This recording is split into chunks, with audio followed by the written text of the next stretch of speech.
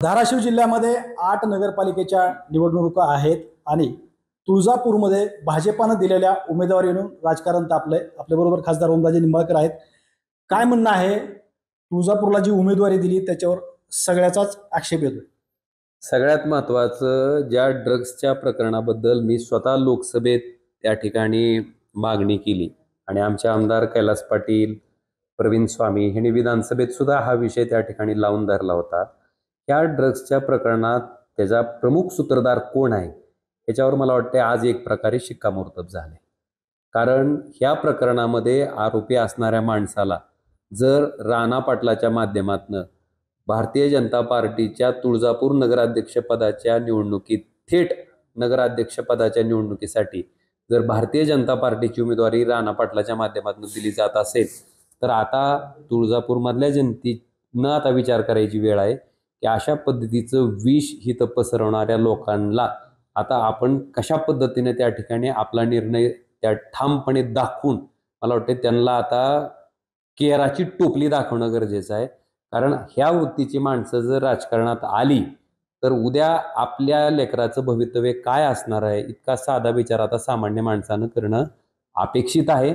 आणि मला वाटतंय की जे आम्ही अनेक दिवसापासून सांगतोय ते आता सगळ्याच्या समक्ष आलंय। हा आरोपी उद्या कोर्टापुढे जावं, त्यानं ही केस चालावी आणि ही केस चालल्याच्या नंतर जर कोर्टाने निर्दोष त्या ठिकाणी सिद्ध केलं तर काहीच म्हणणं नाही ना, त्याला पाहिजे ते उमेदवार द्या, घ्या अजून तुमच्या काकाला बसा, आमचं काही म्हणणं नाही। पण अजून त्याच्यावर आरोप आहेत, हा आरोपी अटकेत होता आणि अटकेत असताना आता जो हा फक्त जामिनावर बाहेर आहे, असं असताना ह्या व्यक्तीला उमेदवारी देणं, त्याचं समर्थन करणं ही मला वाटते बहुतेक बौद्धिक दिवाळखोरीचं लक्षण आहे। हे प्रकरण राज्यभर गाजलं होतं आणि आता सुप्रिया सुळे सुद्धा ह्या संदर्भात आवाज उठवताना दिसत आहेत। त्यांची 2-3 वेळेस प्रतिक्रिया सुद्धा आलेली आहे, त्याबाबत काय वाटतं? निश्चितपणे मी ह्या प्रकरणाच्या बाबतीत मी स्वतः आणि आमदार कैलास पाटील, प्रवीण स्वामी आम्ही सगळेजण मुख्यमंत्र्यांना भेटलो होतो आणि त्यांनाही सांगितलं होतं की हा सामाजिक विषय आहे, हा राजकीय नाही आहे। आणि दुर्दैवाने ह्याच्यामध्ये सापडलेले आरोपी हे राणा पाटलांच्या जवळचे आहेत, त्यांच्या विधानसभेच्या लोकसभेच्या निवडणुकीत कार्यकर्ते म्हणून राबणारे आहेत। पण हे जर अशा आरोपांमध्ये असतील जी लोक आपल्या पुढच्या पिढीसाठी विष आणून इथं विकत असतील तर अशा लोकांचा वेळीच बंदोबस्त करणं गरजेचं आहे। तुम्ही कठोर कारवाई करा अशी मागणी आम्ही स्वतः राज्याचे मुख्यमंत्री देवेंद्रजी फडणवीसांना केली होती। पण दुर्दैवानं त्यांनाच आज बी फॉर्म निवडणूक लढण्याची संधी, मग नेमकं काय संदेश आपण देतोय समाजामध्ये? मला वाटतं आता समाजानं हा विचार करावा की अशा प्रवृत्तीची अशा वृत्तीची माणसं जर एखादा पक्ष स्वतःच्या चिन्हावर त्या ठिकाणी उमेदवार म्हणून पाठवत असेल, आता लोकांची जबाबदारी ही अधिकची आहे की अशा लोकांना त्या ठिकाणी खड्यासारखं वेचून बाजूला करणं। आमदार राणा जगजितसिंह पाटील असं म्हणाले की विरोधकांनी आतापर्यंत म्हणजे पाकिटमार सुद्धा पकडून दिला नाही, आम्हीच हे प्रकरण उजळत आणलं। आता ही सगळी ड्रग्सची जी काम करणारी टोळी आहे ही त्यांच्याच नेतृत्वाखाली काम करत होती, त्यामुळे त्यांना जास्त माहिती होती की कोण काय करतंय, कोण ड्रग्सचा व्यवसाय करतंय, कोण मटक्याचा व्यवसाय करतंय आणि त्याच्या माध्यमातून त्यांच्या निवडणूक लढवण्यासाठी कोण पैसा पुरवतंय। मला वाटतं हे त्यांना चांगल्या पद्धतीनं माहीत होतं। आता आमच्याकडे तशा पद्धतीची कुठलीच टोळी अस्तित्वात नाही, त्यामुळं मला वाटतंय आम्ही त्याचा उलगडा करायचा किंवा सांगायचं, एक लक्षात घ्या, लाज वाटली पाहिजे की अशा प्रवृत्तीची ना अशा वृत्तीची माणसं जर आपण अवतीभोवती ठेवून त्या ठिकाणी राजकारण करत असू तर आपल्या राजकारणाला काय नैतिकता आहे? कुठल्या तोंडाने आपण लोकांकडे जाणार आहेत? काय सांगून लोकांना मतं मागणार आहेत? मला वाटतंय ह्याच्यात म्हणजे जे आरोपी ह्या ड्रग्सच्या प्रकरणात सापडले त्यांना बाजूला करणं हे मला वाटतं त्या नेतृत्वाचं काम होतं, पण ते राहिलं बाजूलाच आणि दुसरंच काहीतरी भलतंच काहीतरी काढायचं, दुसऱ्याच गोष्टीवर बोलायचं। लोक अतिशय सुज्ञ आहेत, तुमच्या कथनीमधला आणि तुमच्या करणीमध्ये जर अंतर असेल तर लोक ते बरोबर ओळखतात। मला वाटतं आज तुम्ही स्वतःच तुमच्या हातानं तुमच्या तोंडानं तुम्ही उघडं पडला। सुप्रिया सुळेंना पत्र लिहून आमदार राणा जगजितसिंह पाटील यांनी आज उत्तर सुद्धा दिले। मला वाटतं तो ड्रग्स मधला आरोपीच इतका त्यांच्या जवळचा आहे, काय नेमकं संबंध आहेत खरं तर हा खुलासा त्यांनी पहिल्यांदा करणं गरजेचं आहे की काय नेमके अपरिहार्थ आहे। कारण अशा आरोपामध्ये लिप्त असणाऱ्या कुठल्याही माणसाला कुठल्याच राजकीय पक्षानं त्या ठिकाणी निवडणूक लढवण्यासाठी संधी देऊ नये ह्या मताचा मी आहे, कुठला का पक्ष असना।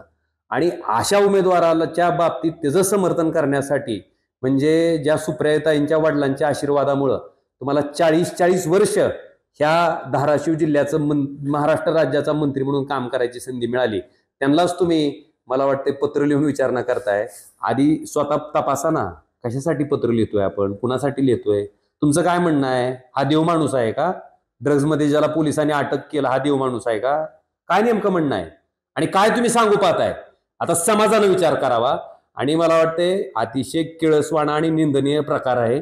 कारण आपण चुकीचं करायचं, आपण त्याचं समर्थन करायचं, आपण त्याला राजकीय निवडणुकीत पाठबळ द्यायचं, आपण त्याला उमेदवारी द्यायची आणि पत्र लिहून काय त्याचं समर्थन जर करत असतात, लोकांनी विचार करावा आता ह्या गोष्टीचा. शेवटचा प्रश्न, इच्छागिरी महाराज जे आहेत महंत तुळजाभवानीचे, त्यांना बिनविरोध नगराध्यक्ष करायचं ठरलं होतं, मात्र खासदार आणि आमदारांनी खोडा घातला असं म्हटलं जातं.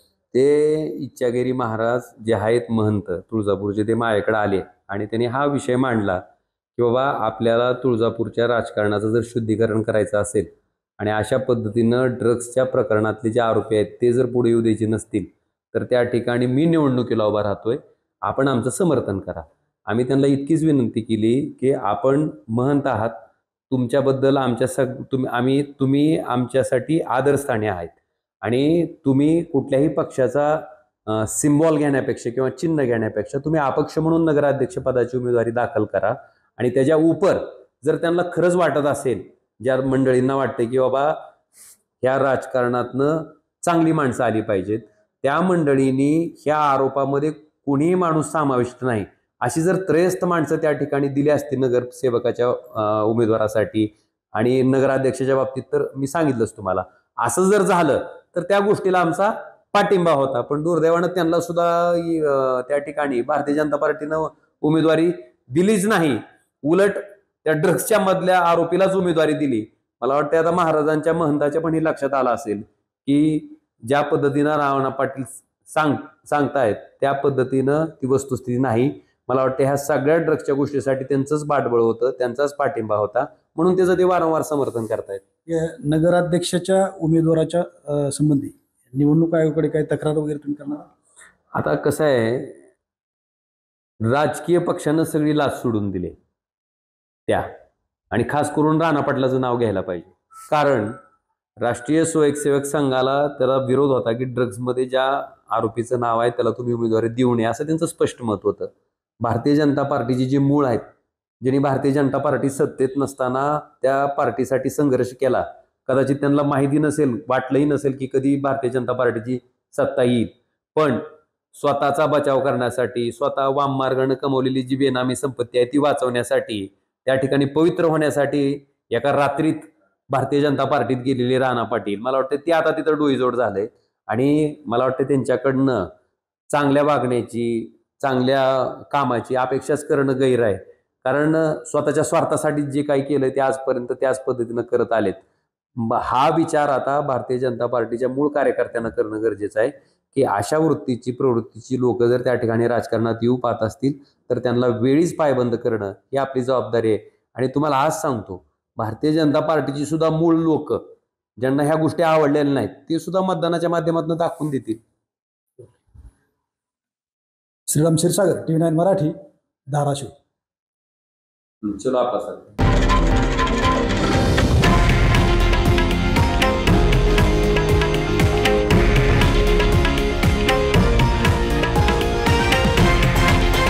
हे आहे देशातील नंबर 1 न्यूज नेटवर्क आणि आपण पाहत आहात TV9 मराठी, एकमेव.